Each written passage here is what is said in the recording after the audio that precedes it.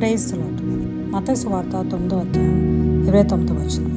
వారు నమ్ముచున్నాం ప్రభువా అని ఆయనతో చెప్పారు.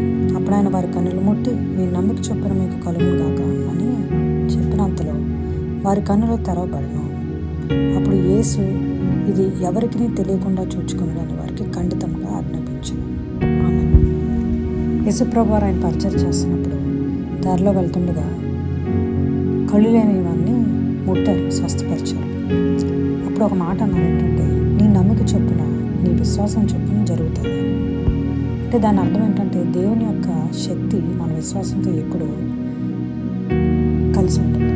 అంటే మనం ఎప్పుడైతే మన గొప్ప విశ్వాసంతో దేవుడిని మనం అడుగుతామో, దేవుడు మనకు దయచేస్తాడని గొప్ప విశ్వాసం కలిగి ఉంటాము. అప్పుడు దేవుని యొక్క శక్తి మనకి కనపరుచుతుంది. మరి మోషే గారు కూడా ఇజ్రాయేలులందరినీ నడిపిస్తున్నప్పుడు నీళ్ళు లేనప్పుడు దేవుడు చెప్పాడు ఏంటంటే, బండ కొడితే నీళ్ళు వస్తాయి, బండతో మాట్లాడితే నీళ్ళు వస్తాయి అని చెప్తాడు. కానీ మోషే గారు బండ కొట్టి నీళ్ళు ఉబుకుతాయి. బండ అంటే రాయి అంటే ఎడారి వంటి పరిస్థితి. అలాంటి పరిస్థితి నుంచి మరి దేవుడు నీళ్ళని తీసుకొచ్చారు.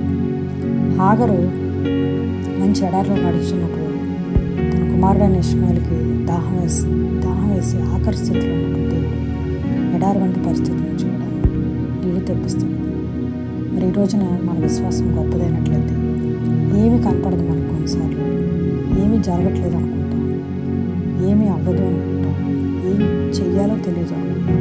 అలాంటి పరిస్థితి నుంచి దేవుడు మన విశ్వాసం గొప్పదైతే ఆయన గొప్ప కార్యం